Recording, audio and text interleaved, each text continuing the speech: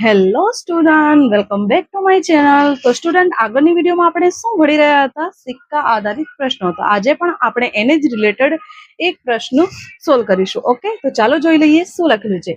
એક સિક્કાને 5 વાર ઉછાળતા એકી વખત ટેલ આવે તેની સંભાવના. તો પહેલા તો આપણને ટોટલ પરિણામ ખબર હોવી જોઈએ કે એક સિક્કાને 5 વાર ઉછાળતા કેટલા પરિણામ મળે. ઓકે, તો સિક્કાની બાજુ 2 હોય છે અને એને 5 વાર ઉછાળીએ તો 2 ની 5 ઘાત. 2 ની 5 ઘાત એટલે 2 ને 5 વાર લખી દેવાનું,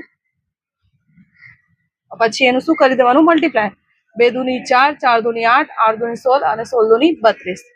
તો 5 વાર ઉછાળતા મળતા ટોટલ પરિણામ કેટલા છે?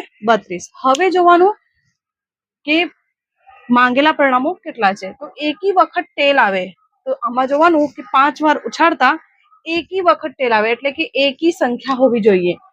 તો એક તો આ છે, એક આ છે અને એક આ છે. તો 5, 10 અને 1 મળતા પરિણામો. તો P ઓફ A કરીને લખવાનું 5, 10, 1 અને ડિવાઈડમાં ટોટલ પરિણામો. તો શું? 10 ને 5 15 ને 1 16 અપોનમાં 32 અને 16 એકા 16 અને 16 દુની 32. તો આ છે આપણું ફાઇનલ આન્સર. તો સ્ટુડન્ટ, આવા જ પ્રશ્નો સોલ્વ કરવા માટે મારા ચેનલને હમણાં જ સબસ્ક્રાઇબ કરો અને વધુમાં વધુ શેર કરો, જેનાથી મને ખબર પડે કે હા, તમને મારી વિડીયો ગમી રહી છે. ઓકે, તો હું વધારે ને વધારે વિડીયો બનાવી શકું અને તમને કયા કયા ટોપિક પર વિડીયો જોઈએ છે એ પણ કમેન્ટ બોક્સમાં જણાવજો. ઓકે, તો યાદ છે ને શું કરવાનું છે? તો ચાલો ફરી મળીશું. Bye bye.